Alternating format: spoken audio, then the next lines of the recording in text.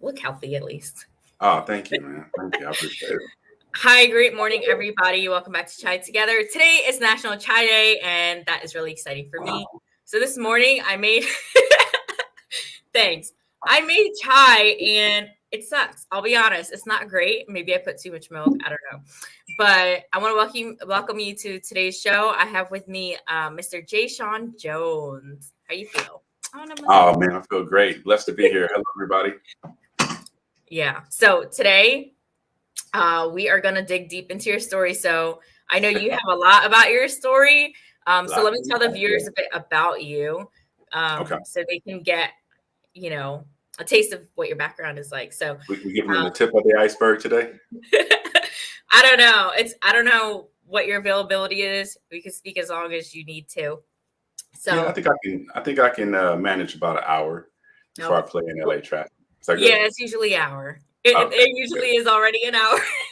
That's good because my People story. don't realize how fast it goes. Like you don't realize true. how fast it goes. That's why it's like that. Yeah. That's true, man. And my complete story would be like the length of the Shaka Zulu movie. You know what I'm saying? Like 12 So hours. we got to tackle it in parts. I like that. Oh, wait. No disrespect to my Balanta tribe in West Africa. I know that is opposing tribe over there, but I'm just saying, length the move. Respect. Brasa, brasa. Love you guys. Okay, go ahead. Wow. I wish I knew, but I don't. That's all right. So no, yes, I got to shout out my ancestors in West Africa. Oh, yes, that is big. So yeah. I was just sharing about Michael Baptiste with you, my coach, and he always says respect the ancestors. I think you both being Haitian descent, right? I think I'm not Haitian descent. No. Oh, you're not? Oh, sorry. No. Again, I'm a Guinea, as they used to say in Portuguese. So I'm from. Wow. My ancestors are from Guinea-Bissau, West Africa. Oh, wow. My great grandfather was brought over and enslaved by the Portuguese and brought to the Carolinas, and my family all the way up until my dad's generation picked cotton. So my dad's generation was the last generation of what became the Jones family to pick cotton. Well, thanks for sharing that. My whole point of that was that you and him both share that, like respecting the ancestors and shouting out, ancestors. That was my whole point. No, that's good. And I think it brings an important point because, let's say from Guinea-Bissau to the Carolinas to Mississippi to California, how do you get there? There has to be a struggle. And each generation is responsible for carrying a torch a little bit further. Not saying that there's anything wrong with staying in Africa, but the way we got here wasn't pleasant.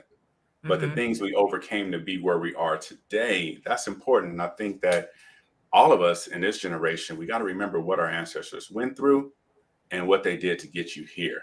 So a lot of people say that, oh, we should have stayed in Africa. We should have left Africa. I mean, great, but that's not what happened. You know what I'm saying? And without having to color it in any way or make it sound a certain way, what I would like to say is just that all of us have a responsibility to do better for the next generation coming. So like me, my hands never touched cotton. That was my father's goal, was to make sure his kids didn't have to go through what he went through. My kids have never been shot at. I seen growing up where I grew up, I seen my first dead body at the age of 5 years old. Wow. My children didn't have to experience that. I grew up during the drug 80s in LA. So, then we moved over to Long Beach, which we thought was going to be great, and found out Long Beach was just the same. So it was an interesting paradigm shift. And I say that to say that when I look back at all the hardships I've endured over time, what I learned was that those things were conditioning me for the hardships I would have to face as an adult. So growing up on the north side of Long Beach during the drug era, all of that conditioned me and made me who I was inside, which enabled me to defeat the challenges that I had to face as an adult, which I would have never anticipated. Me either. You want me to share them? I know you got some, man. Just the moment that or the little time that we shared together, and we were able to scratch the surface of your childhood, man. It was like, wow. Yeah. Wow. So now, may I tell the viewers about you? Okay. Now you can. Now that they know my whole DNA chain, we can go ahead.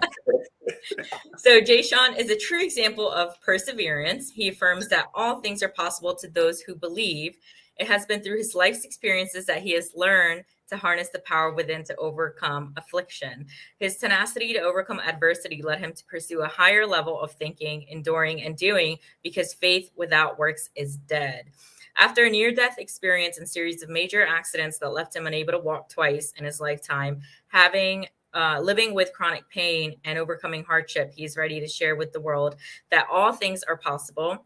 He's endured diagnoses such as arthritis, tendonitis, 2 separate discs in his neck, 3 compressed discs in his lower back, 3 mild traumatic brain injuries, and 4 major car accidents. And he's had to overcome short-term memory loss and relearn how to learn because of the traumatic brain injuries. That is a lot, my friend. Yeah, all of that and no excuses. So yeah. Wow. No excuses, man. I was reading in the form, I got your joke, by the way, of what not to talk about, which we're not going to talk about, that you left on there for me. Okay. And so, but the part where you shared all different parts, like, the first thing that happened, the second accident, et cetera, et cetera. And the kind of like the ugly behind the scenes about that, how, for example, the vulnerable truths that we don't want to share. And I know you had said that we're going to share truths today. The fact that, how your wife had to look after you and all those things that people might consider like dirty or disgusting. And like, that's really what happens that people don't show on, like, they do show in social media, but they don't talk about as quickly because it takes time to reveal something so intense, Very much so. And then too, people like to paint pictures. I like what Jim Carrey said, is that we always wear a mask. Unfortunately, on social media, those things become digital. We like to paint a certain picture about ourselves to the world that, oh, everything is so perfect in my life. Oh, our relationship is so perfect. That's just so not the case. Now, we have a great relationship, but that don't mean things are perfect. And neither was our transition from being, our dating into where we are now. We had to grow, and it was a process, and the process was very arduous. So we were talking about our athletic backgrounds earlier. And for me, when I got to a point that you were just mentioning, there was a point in my life after the 4th major accident to where I couldn't even bathe myself. My wife had to figure out a way to make arrangements so I could sleep downstairs, because getting upstairs it was impossible. We were staying in a townhome at the time. And, she would have to help me upstairs, had to help me wash my own body. And the amount of humility that just came over me at that moment, man, so I was always known throughout my whole entire life, even in the military, as a person who was physically strong. Even when I was a teenager, I started lifting weights when I was 12 years of age. And I just wanted to get that chest, the little R&B chest back in the 90s that like Usher and those guys had. So that's why I started working out. Oh my gosh, you guys seen the throwback picture. That was when I started working out, because I wanted girls to like me. That was the true reason. But what I got before so you're saying girls didn't like you. Let's just get clear. You know what? Man, listen, everybody who went to my junior high, tell the truth. I was an ugly duckling, man. I was so skinny. I was so skinny. They used to call me Kermit the Frog, or Skinny Bone Jones, when I was in junior high, all the way up until the 8th grade, when puberty started to show its face. And then I started getting these little muscles out of me. I was like, yeah, oh man, and my mom would show me how to dress, cool. And, oh yeah, if you want the girls to like you, got to do it. I'm like, what? And it was working. That was awesome. So went straight to my head, man. But I would always, that became my identity. So being physically fit, being strong, to me, that equated to likes. Not, how people get caught up in the likes on Facebook. For me, that was the likes in real life. So in the military, I started really lifting weights, and I met some bodybuilders in there, and they started showing me how to really pump the iron. And I always looked up to an uncle of mine who was a bodybuilder my whole life, man, by the name of C.T. Fletcher. And when I was in the gym, I would imagine I was him. So I would military press behind my neck, 225 pounds for reps, and I would squat 500. I can barely bench pressed 400 pounds, but I was, considered to be pretty strong. One day I actually got in trouble because I bent this iron rod. And so if you ever looked at the ship doors, the watertight doors, they have that lever that closes the doors. Mm-hmm. So I was a firefighter in the Navy, and an alarm was going off. So in my mind, somebody was trapped inside of that door and it was smoke. So I'm doing everything in my power to open it, not realizing that it was auto lock. So I end up bending the iron rod, and I got in trouble, man. But that just showed the degree of strength that I had back then. Wow. Please don't ask me to do it now. Like I said, I am 41 years old, and my check engine light came on 2 years ago. So, oh my. So all of that was who I thought I was. And then I went from that to I don't even have the physical strength to wash my own body. Mm-hmm. So, man, when I say God had a plan to break down every portion of my body just to the flattest foundation, that's what happened. All the stuff that I thought made me who I was taken away. My health, my finances, my career, which is why now, I can care less about titles. I've held the title as Southern California area manager for the 3rd largest engineering company in the world. And boom, in a matter of moments, it was taken away just from an accident. So I couldn't work in my career anymore. I couldn't I can barely just move, and that in essence was the greatest thing that ever happened to me. Wow. Why is that? Because I had nothing left but my mind, my faith, and my belief. Wow. And it forced me to start looking inward, to start looking inside, and it gave me insight to who I truly was. Everything else was just layers. So after unpeeling that whole entire onion of things that I thought that I was myself, after all that went away, I found out who I truly was inside. Mm-hmm. And I got to tell you, some of those layers were pretty ugly. I had to peel off narcissism, arrogance, boom, conceit, boom. All of these things start to come apart because I was no longer who I thought I was to be. And then there was a moment to where I couldn't even process thoughts the way I used to. So, man, me and my buddy, we were very intelligent, really fast learners. We would have a competition to see who can learn the fastest. So we were going to college together for computers. And our teachers hated us. We would show up to class once a week, and we were going to get an A. Once they told us attendance wasn't important, we're like, bet, let's go party. You got the notes? Cool. We would go party. We would drink, do everything else. And then we would probably come back for the review. Because if you told us, we were going to remember. So we would just listen to the review, come back, test day, get an A. Our teacher would hand us our papers like, and we would just walk away like, peace, got our A, we out. I went from that to, what's your name? Dad, it's me. What do you mean, what's my name? I know, but what's your name? I couldn't even remember my kids' names. And it was frustrating. I would be in tears because I'm like, I know this person. This is my kid. What is their name? And I couldn't for the life of me process the thought. And it became very painful. And man, my heart goes out to anyone who deals with mental illness. It gave me a different level of respect because it's not that everything isn't there. It's just the way you process it is different. And sometimes that it doesn't come out. So there would be times I would be mid-sentence and I would just freeze. And I couldn't think. I'm like, what was I saying? And I would be stuck in that moment.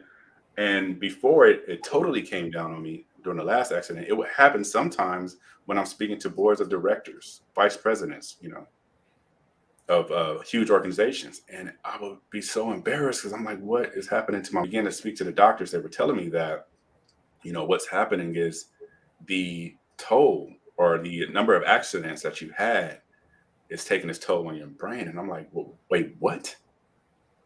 What do you mean it's taking a toll on my brain? They said, well, it's not that the thoughts are gone. You're just not making those connections anymore. Your mind isn't as elastic as it used to be. So you're going to have a problem processing thoughts. So I literally had to go to therapy to learn how to process thoughts. And it took a long time. It was the process. I would, man, it's funny because some of my kids, they're old enough to remember certain things. They don't remember what was happening exactly. They just remember, hey, you guys remember we used to ride the bus together? Yeah. They didn't know that, hey, mom and daddy, we lost our wealth. We're riding a bus for a reason. We're riding a bus because the government is like, oh, y'all poor enough to here, we'll give you some bus tokens. So I had to get to the VA somehow, So we would ride to the VA hospital, and my kids just knew we were going to see heroes. So, are we going to see the heroes today? Yeah, we're going to go see some heroes today. So we would go to see the heroes, and then daddy would go in for his special classes. But his classes was teaching him how to think, how to memorize, how to learn, because all of that was lost. And that's when I discovered NLP. Mm-hmm. So it's amazing. Neuro-linguistic language. Yeah, right? That's right. Yeah, neuro-linguistic programming. And learning that taught me how to think again. So now I can memorize things. I can learn again, and I think I do so at a fairly high speed. So, I'll just say more to come. There's going to be some great things that I'll show. That I have some surprises, so I can't announce them. But yeah, it was great for me to be able to, regain that. So going from getting A's at will to, man, I am failing miserably. That was a bit of a stinger to the heart, and then to have to really just buckle down and get outside of myself and realize that, man, you know what? You have to start over completely. I felt like a baby. I couldn't walk. I couldn't speak properly. I was like a child, man. And I would just see the days going by, and it felt terrible at the time. As you're turning those pages in a book called Life, man, they feel terrible at times. Some of those chapters are hard. Some of those chapters are horrible.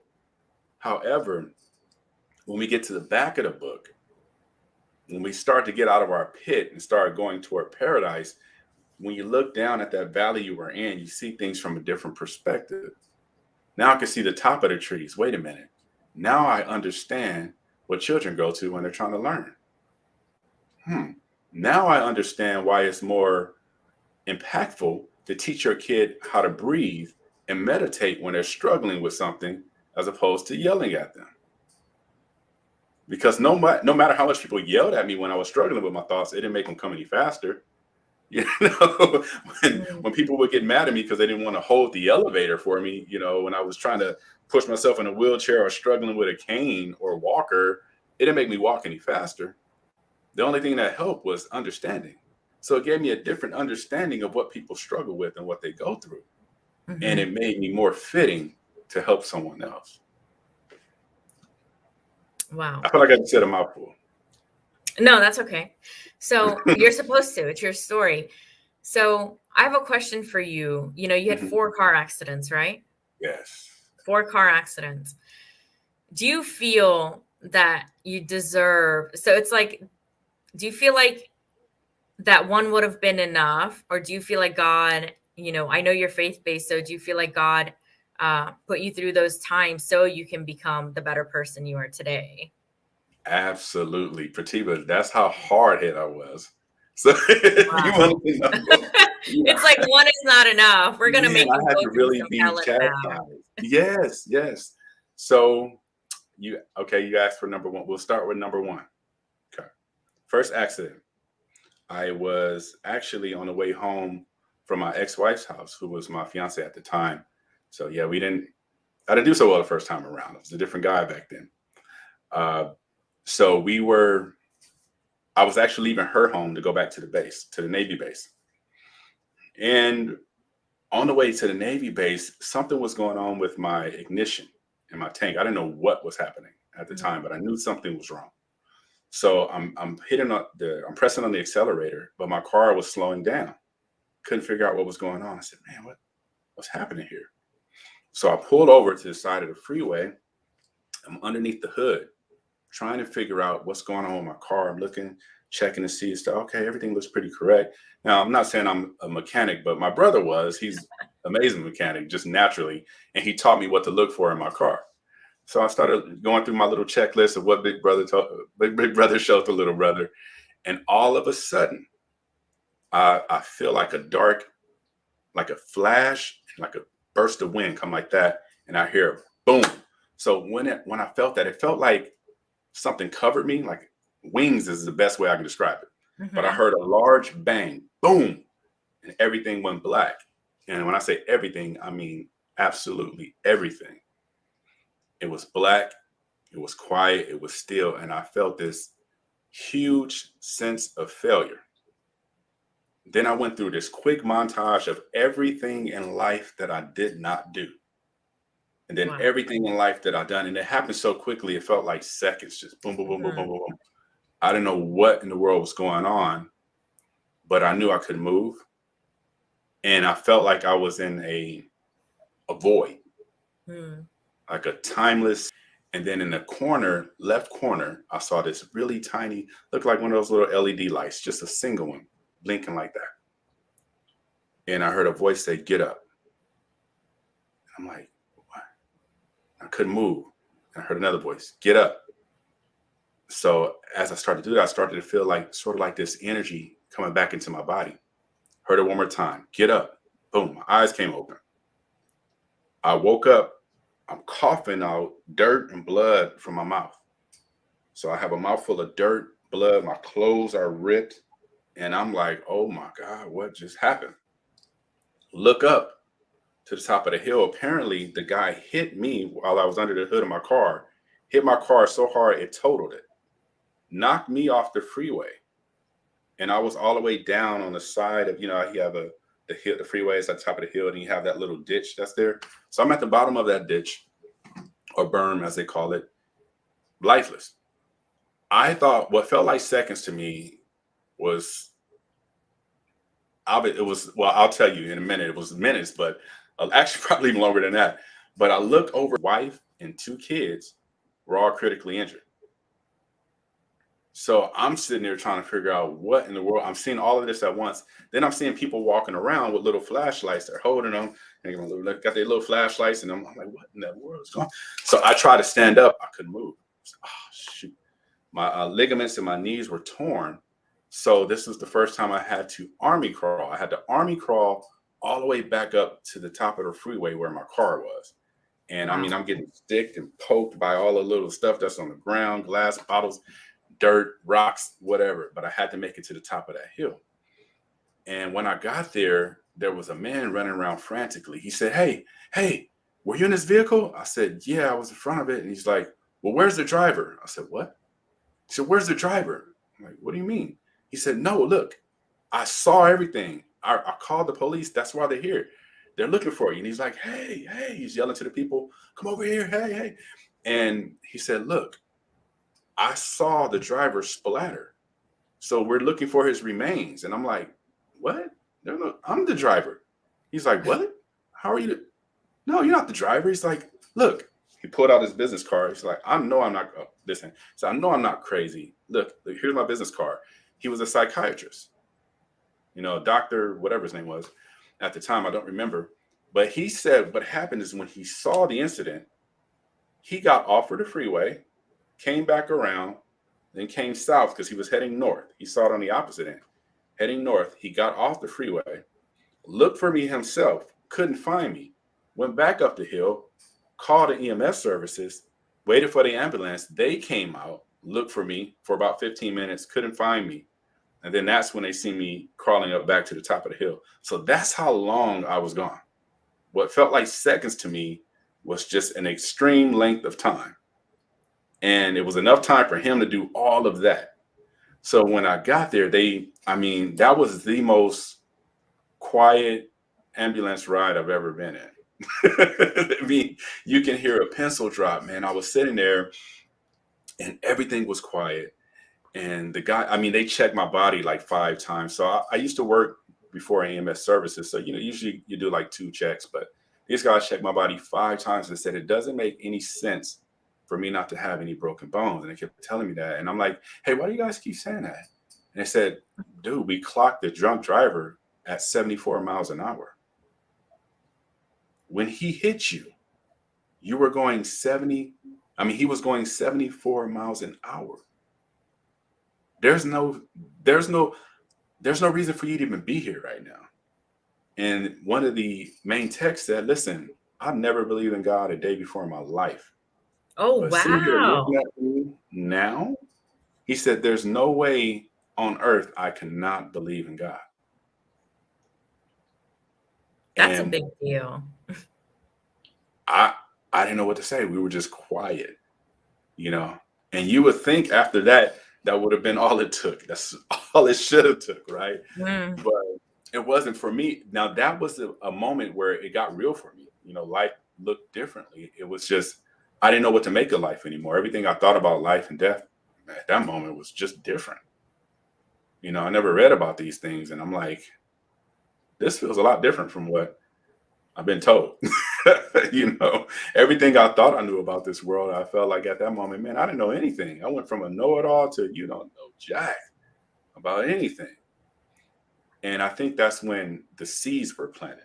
So it took a while to water them, and it took some more incidents, but the seeds were definitely planted, and I knew that God was really real. And that was the way he chose to show up in my life, which made a lot more sense later. Was that the first time where you had like a miracle, quote unquote, happen? Like, did you not believe in God as much before, like being faith-based, etc.? I did, in thought and theory, but there was a time when I lost my way. When I went into the military, I did like a lot of young people do. They lose their way because a lot of what was taught to us was tradition, but it wasn't necessarily biblical. And that's why I don't teach the Bible from a traditional sense. I teach it as the Bible is described, because I know what that did to me. The things that I thought were biblical were just someone else's opinion. And that turned me away from the faith. And I'm like, wow, man. So when I got into the military, I traveled the whole world. So I studied the world's religions to find out what those differences were. And it was great for me to do so in their own native countries, because when things get to the United States, oh my God. The purity. Let me just add in that chai is not the chai that I talk about. And you picked up your mug. It's westernized. It's not a chai latte. Like, it's not Starbucks. Like, that's not the chai I'm talking about. I remember you checked me on that. Yeah, man. I'm like, oh yeah, I got my instant chai right here. And you're like, instant. Like, the origin goes back to Asia. Like, that's what I'm talking about. Not like they put like cinnamon and make a chai latte. Like, that's not what chai is. But so anyway. Starbucks doesn't have real chai? No, it does not. And today's International Chai Day, so it's a bit fun. I wonder how many people are going to like get chai. Like, No, that's good. I'm glad you said that, because now I can stop by my favorite little Indian grocery store, and they have them hook me up with a little patch. Yeah. Do you buy the packet and make it yourself? Yeah. So you buy the loose leaf. That's what we started doing. At first, I didn't know. I was doing an instant thing, thought I was doing something, but yeah, they have it there. It's okay. They're gonna attack you. I do want to. Go ahead. No, go ahead. No, that's just, like for me, man, that's when people talk about soul food and they name some of the restaurants they go to, and I'm like, yeah, honestly, homemade is the best. And it's like, you really like, you could grind the ingredients like cardamom and all that. Like, I have, I don't know what the tools called. It's like really heavy metal. And like, I do that and then put it in the chai. So, like, that's the original way to make it. But anyway, I do want you to share about Believers Unlimited and the beginning of that. And I know you teach, biblical teachings, right, in the group. But your standpoint, as you're saying, so can you tell us more about that? And sure. Yeah. Go ahead. No, and I have another question regarding that. So as you teach this, are you teaching it, do you feel, from your experiences, or it's a combination of the Bible plus your experience, Yes, that's a great question. And I'll start with the end. Is when we teach at Believers Unlimited, it's our experiences. Yes, it's the biblical teachings, but also with attention to great and in-depth study. What I've found is that a lot of times, man, we feel like the Bible doesn't hold the answers to our problems because we've never been taught where those answers are.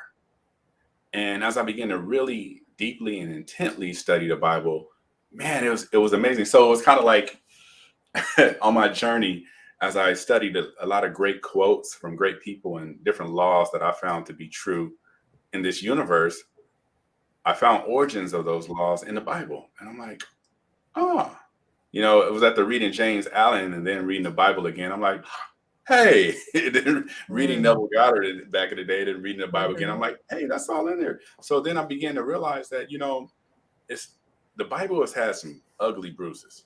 I mean, we got to even look at colonialism, what it did to the gospel. Come on, you don't get any uglier than that.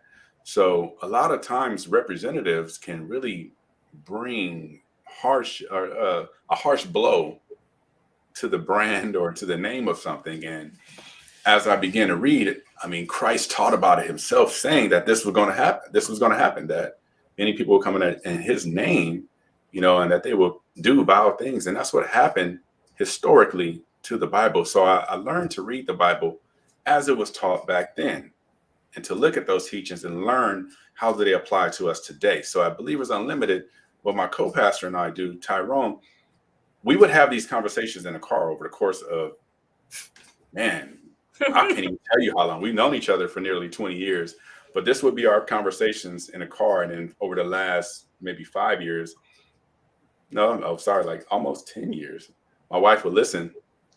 And she was like, you guys need like a podcast or something. You guys need to start a show. Because we would talk so deeply and so intently about the word and how it applies to our struggles that we were going through. So we knew each other from times when we were totally different people. And we known each other from different lifestyles when we would go run the streets together, and get into fights together and go clubbing together and, do irreputable things. Great vocab. Yeah, man. So, I've had a lot of things to overcome. I had some, both him and I, we had different instances that happened to us in our childhood, which led us to struggle with sexual addiction. I don't know if you were comfortable when we talking about that on your show. Yeah. But we were both okay. Like, yeah, it's like everything goes. Yeah. Okay. So we were both addicted at different times. Well, we knew each other, but we both had that addiction. Funny thing about me is I went to go see a counselor for my sexual addiction. And the counselor gave me her phone number. It's like, so wait, like a professional counselor, like a professional? Yeah, well, military version of. Okay, yeah, let's not count that version. Yeah, I don't want to. So yeah, man, and I felt like, oh my God, I'm doomed. This thing is going to destroy me, because it became a thing that was all I thought about, all I wanted to do, and I felt like it was messing up my performance, at work. And for me, I was killing it, man. When I was in the military, my performance was always high. And I would always get awards, naval achievement medals, Sailor of the Year, all that stuff. And I was like, man, I don't want to go down this valley I felt was really dark for me. Didn't know why, but for me, what it was is I became a thrill seeker. I needed that moment of pleasure to help me cope with the stress that I wasn't ready to deal with. The depression. Like from the accident or the military? From the accident. Both two. Military is a highly stressful place. But what happened during the accident, before that, I was a hot prospect in my boxing gym. So I was the guy. When you're that guy, you're the guy that they think is, man, you're going to make it. You're going to be the champ, this and that. I had really good reflexes at the time. So even though all my technique wasn't there, I would counter, but I had really good reflexes. After the accident, I couldn't move the same anymore. My body was all jacked up and I was shot, but I still wanted to keep going anyway. And I still went on. I still went on to fight anyway. I fought like 3 times, 3-0, 2 TKOs. So that was still okay, given the circumstances, right? But it wasn't, deep down inside, I knew I was only a shadow of my former self. And that's where the depression came in, because my identity was built in my ability. So I had my identity built in my ability. Once the ability was taken away, I tried to ground it in something else that was, less fruitful. So I fell into alcoholism. Sorry. Well, I just had to laugh at that. I guess in the physical sense, but not in the Wait, not in the also spiritual. Terry Crews, the actor Terry Crews. Am I saying his name right? He came out about that as well. I got it. Okay, I want to see that. Him and my uncle are really good friends, man. I ran into Terry, and I was getting my suit done. I was getting a suit tailored, and he was filming a movie at the time. Not the movie. What's that show he's on? Oh, Everybody Hates Chris. No, the cop one. I can't think of. Sorry, Terry. I'm sorry. I'm not a big television guy, but he was filming, and we were talking.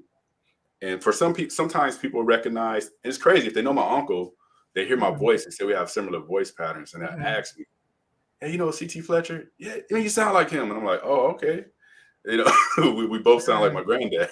So I sound like a mixture of my granddad and my dad. But we were talking, and then he found out, that was my uncle. And he's like, "Yeah, man." So we spent maybe about 15 minutes just talking and laughing. That guy he's an incredible person. I know a lot of people don't like some of the things he said or whatnot. But in person, man, I mean, they literally had to make him go back on set because we were laughing and talking the whole time. And I'm like, Terry, man, go to work, man. He's like, all right, well, I'll catch up with you later, man. Keep doing your thing. So, yeah, that's a wonderful guy. I'm sorry, where are we going with that? You talked about Terry. Oh, because he also had sexual addiction. Oh, yes. And so for me, it really became that thrill seek. I was trying to seek this pleasure to fill a void. And I think for a lot of people that happens, but it's the worst thing to try to fill that void with. Let me tell you, if you're that person to listen to this from experience, that voids are filled from the inside out. You can never do it from the outside in. When you're looking for a physical mechanism to fill an emotional or spiritual void, you're going to be searching forever. Because now you start to develop a craving for something that it just won't be satisfied. You can't satisfy that, So you have to learn to fill that thing with something else. For me, it was being grounded spiritually. That made a lot of those desires go away because I felt full. I felt complete. So did you ever have, psychotherapy or other forms of therapy regarding the trauma, like just even from the first accident? That's very traumatic, like what you described, like graphically. So, did you ever have that, or was it just faith-based, like through God you healed? I would go to a psychiatrist and a counselor, and that was when I first found out I had PTSD. I was like, oh, really? I didn't know that. And the military, they kind of did a thing like, it's not our fault. No, you don't have PTSD. So if it's not their fault, they don't have to compensate, right? So I guess that was more important for them. Whatever. But my doctor was like, oh, yes, you do. Okay. So after the therapies they would give me, they started prescribing me these drugs, but those drugs didn't help me because I had those mild traumatic brain experiences, or what do you call it? The TBIs, whatever it's called. And I had those TBIs, and for me, the beta blockers began to block my thoughts.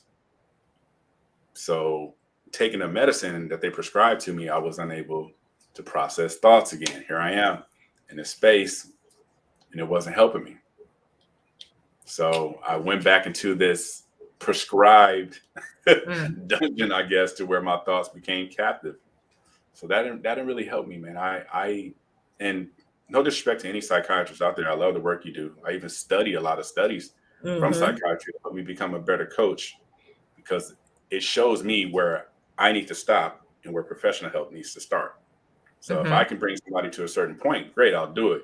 But if it's past my point of practice, then I'm always recommending someone else. Yeah. And I just want to add, because I was actually looking into becoming a psychiatrist, it's about 8 to 10 year journey. They make it very difficult in the system. Is from my understanding and research that they say we don't have enough psychiatrists because it's such a long term of study. Most people can't even pass the examinations. Like that's just the reality of it. It's set up that way for some reason. And I just want to say that I learned that psychiatrists, it's clinical, but they also do psychotherapy and clinical both. I never knew that, but yeah, it's like, I agree with that. No disrespect to them, but medication in itself, it has side effects no matter what you like. For psychosis, It definitely does. Yeah. Yeah. Yeah. Because when you start numbing feelings and emotions, that doesn't Mhm. help people get through their issue. Like I Shut like to say someone to down. people, yeah, yeah. I like to Mhm. say to people, because we've often been taught in our society that, oh, you need to get over this, you need to get over that. Well, what I tell people is you don't really get over anything, but you Mhm. can overcome everything. The I way like you that. overcome Mhm. things is you have to go through them. You have to look them in their face and go through that thing. Then begin to peel back and peel off those layers that are confounding you to this certain thought pattern. But if we just try to get over something, what people really mean is ignore that it happened and Mhm. act as if. Wait, what? Yes. I was No, this told didn't that. really happen. I was told that to do that. And I'm like, that doesn't work for me. Pretend like No, when I told you about the abortion, it's like, oh, just act like it didn't happen, like never talk about it again. What? Like that's not healthy. You know what I mean? no. But yeah, I feel like it's ongoing. Like as long as we live, we always have something to work on. It's like, it's never gonna stop. Like, and I like what you said that we don't ever get over it, right? That's what you said. Right.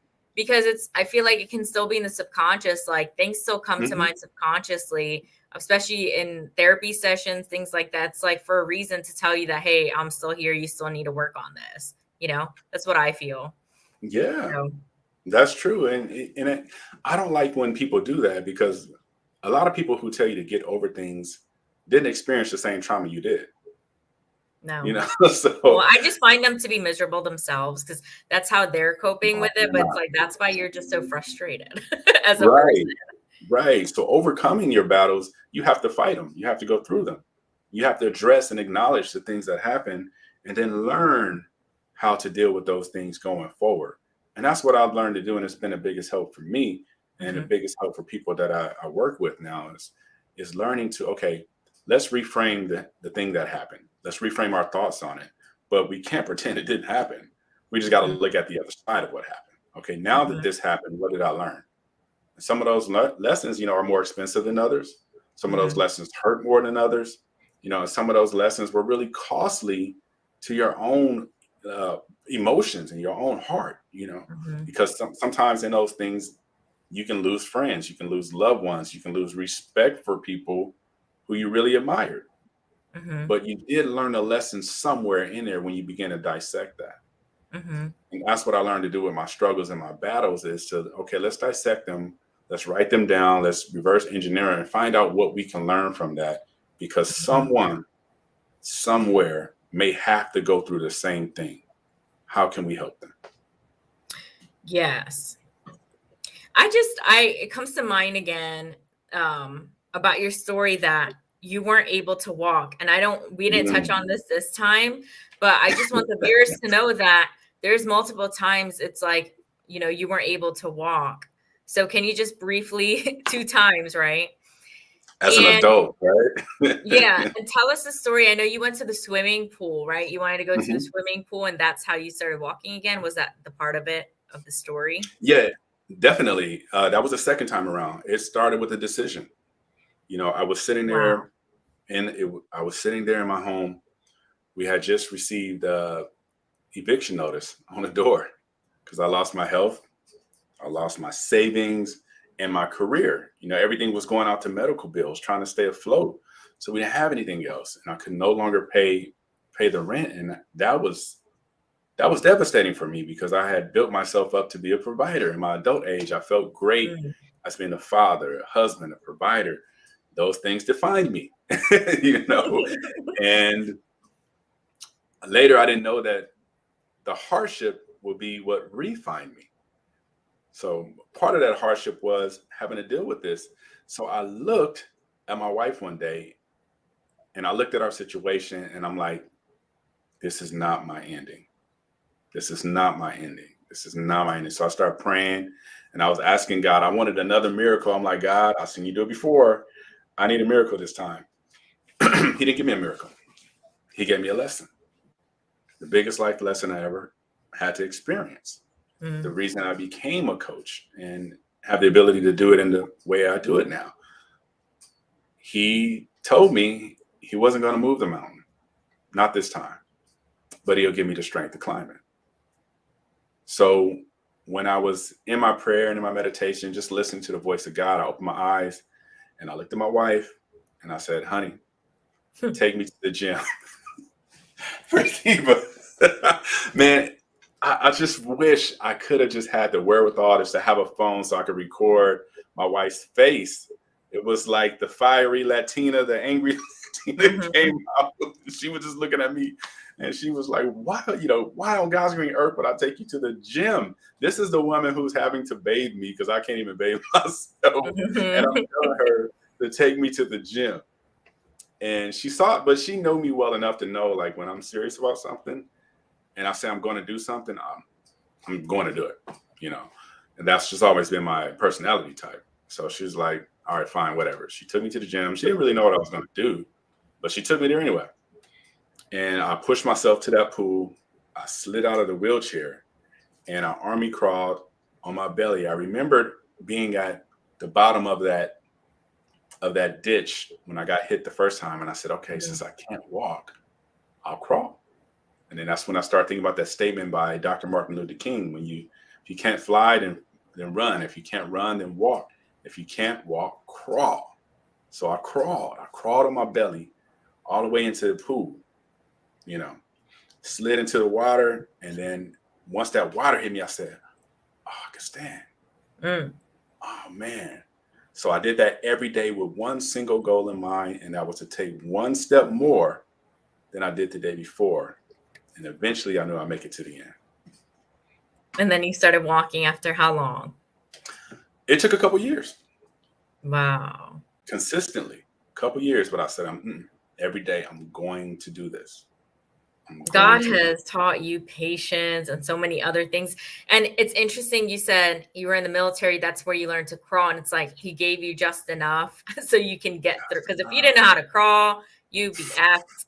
And so it's like it's the setup of your whole life story is that you were in the military. You knew how to crawl. You survived the first accident. And then you went into the pool through the crawling to learn how to walk again. Like, that's just magnificent. If you didn't have that tool, that skill, I don't know how you would have done it. Oh, man. Seriously. If you weren't in the military. That's why they say, like, I understand military has its, pros and cons. That's why they say go in the military to learn skills, to learn life skills, and to develop yourself to be independent. And life skills, like such as being out in nature, camping, like what do you do when a bear comes? Like all these things are skills, like how to survive if you're like out and someone's trying to grab you up, like martial arts, things like that. All these are like life skills. Like I feel like these are all necessary. Like absolutely. Yeah. No, that's true. And I excuse me, recently my son, he just went into the Air Force and he graduated. It's amazing that you say that, because now he see what I was trying to tell him or what I was trying to instill in him. He learned those skills. He's like, now I get it. Wow. Because he saw that you were able to crawl because of the military. Oh, yeah. Training. He saw a lot. So he came during that whole transition. So my first wife and I, we didn't have a successful marriage. I got married when I was in the military. First year of my son's life, I was only in the United States a grand total of 72 days. Second year, 84 days. So that'll take its toll on a marriage. And I don't mean straight. This was in pieces. A week or two here, a week or two there. So we didn't have a healthy marriage. We both made a lot of mistakes. We were young, and we're great friends now. We're really good friends now. But during the time, we just didn't do that. And I ended up getting custody of my son. First, when he was 9, he tried it, but it was too big for him. It was too soon. So at 11, he came back, and I've had custody of him since he was 11. And we have some paradigms we had to overcome, and some obstacles. So yeah, I ended up raising him, having the opportunity to raise my son. And he saw that whole transition. He would look up to Big Buff Daddy, and Big Buff Daddy wasn't Big Buff no more. What happened? Daddy's broken. What is going on? So he had to see Daddy being broken, but it was a lesson that I could have never taught him, I don't think, with words about faith, because he saw it all in action. So great. It was great speaking to you here. Oh man, always a pleasure. Always a pleasure. Yeah. Will you share with everyone what you do now and how people can reach you, please?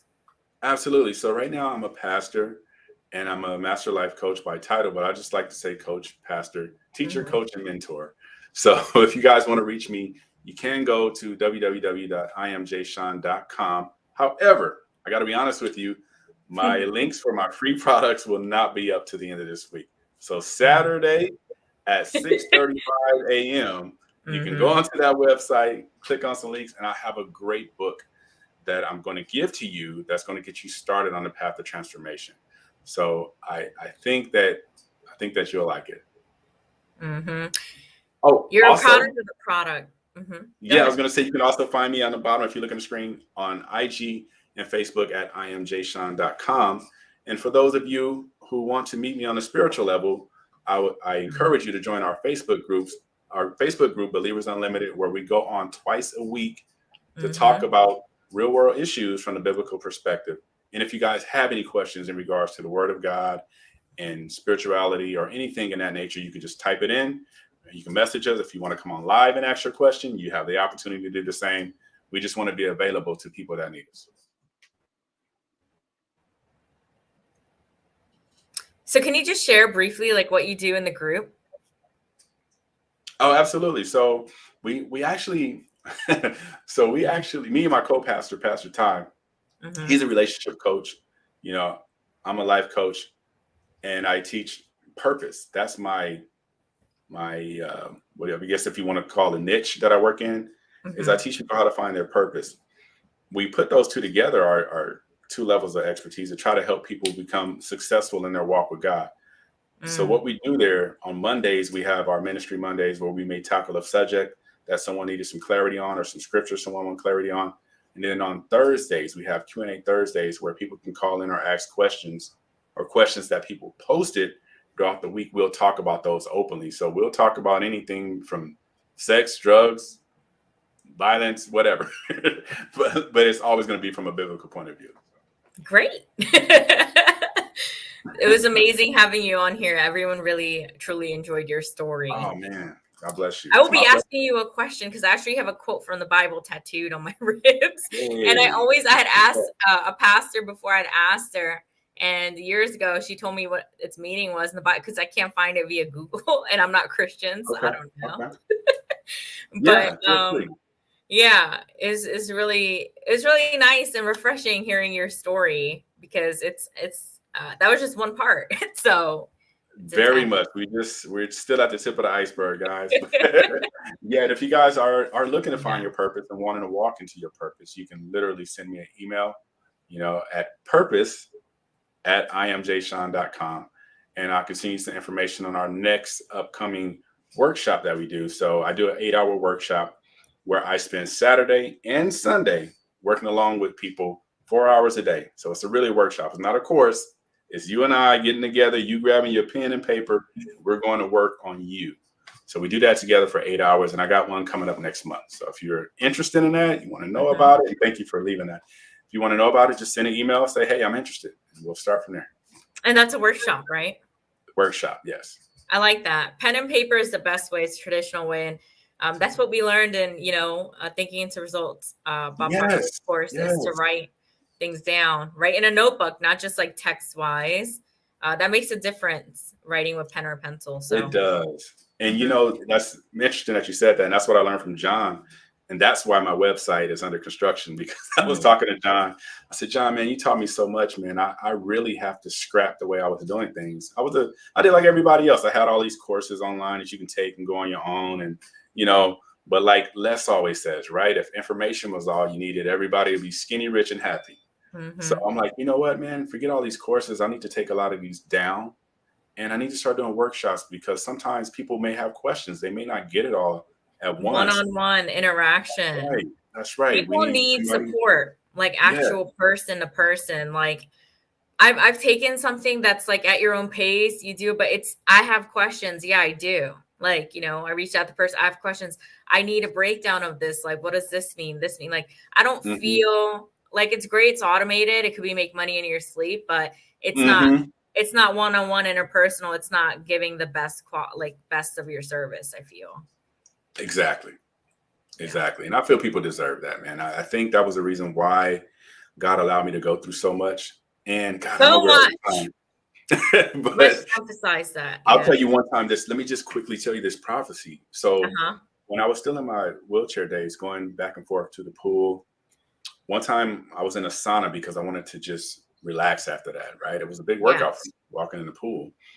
So I'm sitting there in the sauna, and this Hispanic guy comes racing toward me, and he's like, oh man, there you are. And I'm like, hey. He's like, yeah, I've been looking all over for you. And I'm like, whoa, say, brother, not that kind of dude. You know what I mean? He's like, my God, what? Yeah. He's like, no, it's not that. I'm like, oh, okay.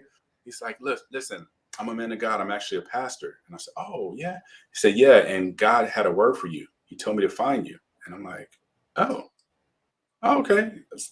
I'm all ears. I'm listening. He said, listen, God told me to tell you that what you're going through is not for you, and it's not because of you, but he chose you so that you can help other people. And I never forgot that. I never forgot that. And when I started re-looking at my website, some time ago, I said, oh man, I'm doing what everybody else is doing. I'm doing the whole automated, like you said, perfectly, let's make money in our sleep thing. I said, but that's not the purpose God put inside of me. I went through this so I can help other people. And without me, this purpose stuff doesn't work the same. Without me trying to show somebody how to set their goals and it doesn't work the same. So I have to say, all right, forget the money. It's not about the money. Let's help people. And I just want to add to that there's nothing wrong with the automate digital products, retail products. If you have a retail store, but we're talking about helping someone actually one-to-one, like that gets the best service. But there's nothing wrong with having like store, your store buy clothes and things like that. That's different.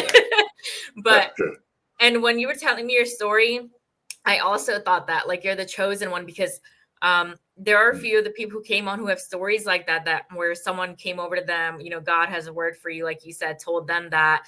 The movie Mully, I talked about it yesterday a bit, but Mully, and he listened to God. I don't know if you know it. It's on Amazon, but it's free on YouTube as well. And it's a man in Kenya. Mully. Mully. Okay. Mully. And it will blow you away. It's an incredible movie, and he literally, this man in Kenya was an orphan. He started as an orphan child, and God instilled a dream in him. He didn't understand why he's going through such hardships like you did, but he kept having he had like visions, and he said, God told me, for example, there'd be water here. Let's dig for water here for the children. Things like that. I don't want to give away the whole movie, but I shouldn't even said that part, but the whole thing is, that's deep. Yeah, okay. The whole thing is he was like you were saying, you came out of this, you were gonna do the money in your sleep thing. He became a multi-millionaire in Kenya, one of the millionaires back in the day. Started as an orphan, no shoes, nothing, ripped shirt, no food, begging for food for years. His family left him by himself in a hut in Kenya. His uncle, nobody helped him. This child walked and went to a church, and he found his calling in the church. So I'm telling the movie now, but the whole thing is that's good. That's good. Yeah, like the whole thing is, huh? We'll consider it a trailer. You just give me the trailer. Yeah, so like it blew me away that people called him crazy, and they didn't understand why he won't tell you, but why he was making the decisions he was making.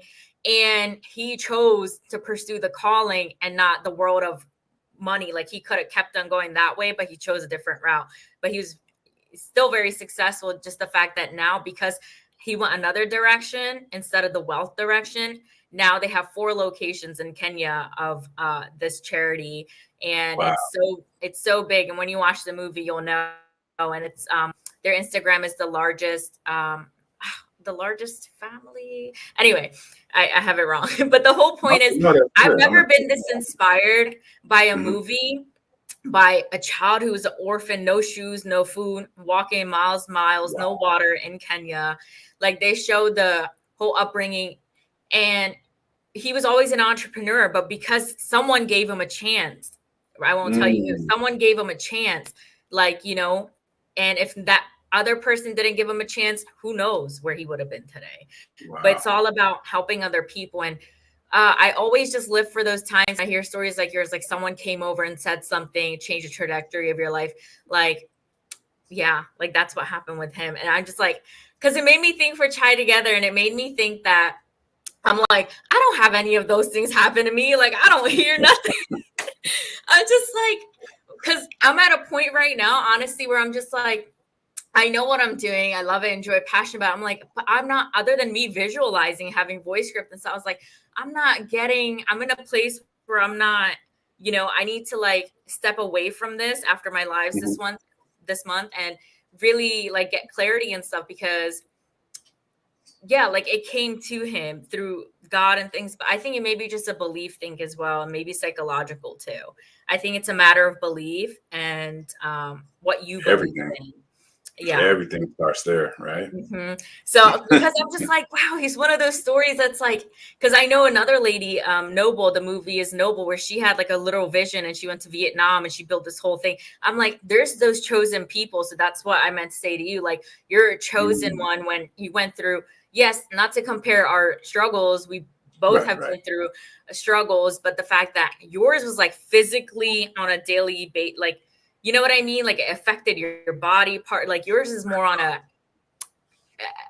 we shouldn't compare, but like more intense. Like I didn't go through all that, like 4 accidents. You know what I mean? Like it's Mhm. different. My struggles were different. So it's like you're a chosen one. You know what I mean? Mm. Like, You know, yeah, that's interesting. Yeah, you bring that up, and that's true. I don't even compare myself when yeah. I talk about other people's But struggle. you've been through I more never look than I know most people have been through. I don't know anyone who's like, I do have a friend Kawan. He's had, I believe, 3 brain surgeries, I think at 2 strokes. I'm not sure, suicide attempts, different things. At 26, he had all this. So it's like, that's a lot. But I mean, like, yeah, yours was like a whole lifetime. You're 41 now, right? So it's like, yeah, you've been through a lot. Like, it hasn't been like a normal life. You got a job, 40-year career, great life. You know what I mean? Like, some people yeah. have that, but they That's don't true. have any That's life true. in their life. You know what I mean? Like, they don't have any Mhm. life in their life. Like, they're looking for something, but you have your something. People die for that. Like, they never have it. You know what's funny? Yeah. You made me think about something I was praying and I asked God about is because I looked at all this stuff and I look at where He has me now, and I never could figure out why He allowed me to, or why He brought healing into my body, right, and allowed me to make it this far. But how come He never took away the pain? So, Oh, like, wow. 24 hours a day, 7 days a week, I deal with intense chronic pain. A lot of people will never know it because Mm. I learned how to live life anyway and continue to smile, laugh. Laughing feels good. And at night, my wife, I mean, gosh, man, there's been some times where my muscle spasms were so strong that she thought we were having an earthquake. Oh, I wow. had to learn how to deal with those and manage those things, and different herbs. And yes, I'm a fan of CBD. Yeah, I I don't was care what gonna anybody say, say. have you tried holistic Ayurveda? Because I wanted to say Very chai. much so. I Very don't know much so. how you make chai, but chai is actually Ayurvedic with the cardamom, cinnamon, like Oh yeah, all the golden fresh milk. I ingredients. love golden It's milk. That yeah, helps out a it's lot. good for Yeah. digestion, and again, like it's like Hmm. a natural laxative. Like people may not Absolutely. know that. That's when you have the That's real one, though. which Yeah, is why I had to minimize my chai. I'm pretty good at that part. that's so Very funny. sensitive to that. But I did learn that golden milk helped out a lot. I learned how to make Yeah, that and what the Indians call fire water, or the Chinese version, really, which is pretty much ginger water. Just turmeric boiling your milk. ginger and lemon and all that other good stuff. So I learned to do that, and I take CBD. I use CBD a lot, and I Hmm. became a big fan of it, even though a lot of Have people within you? the body of Christ are like, what? You can't do that. That's the devil's So I lettuce. I learned about something new, and then we can wrap it up. I learned about redox, and that has helped No. someone heal from their brain injury. Like literally, um, like I'll tell you about that after this call. But Yeah, it's something I don't know called what that redox. is. It's a chemical. I mean, it's a drink. Like Mhm. I'll explain it to you later. But that has someone has a story like yours where that redox product brought them back to life. Like they had Oh, wow. brain injury, memory issues, all of that, Mhm. but them taking that consistently, that product into their body brought them back to life. Now I can tell you, man, that's what I've learned to do. I used to have to take It's a biology. entire, Yeah. yeah, I used to have to take an entire freezer bag full of medications, Hmm. like the big giant Ziploc freezer bag. That's where I had all my medications in. And now I just do everything straight from the earth because what I've learned, yes, trial and error, and you got to play with things because things are going to be Hmm. different from whatever your physiology is. But when you learn to heal yourself holistically, And naturally, it's always better than any kind of chemical you introduce, because when you introduce that chemical, you're putting foreign agents into your body. Now your body has to learn to fight or live with these foreign agents and foreign bodies that you weren't structurally designed to possess. So have you, did you study Dr. Muhammad Ali and Dr. Sebi? Dr. Muhammad Ali, he's in Philadelphia, I believe, him and his wife. Like, did you ever read his book? I haven't read his, but I did read tons of Dr. Sebi. I first heard about him actually in the late 90s on a radio Dr. show. Muhammad Ali's book is about like 80 bucks.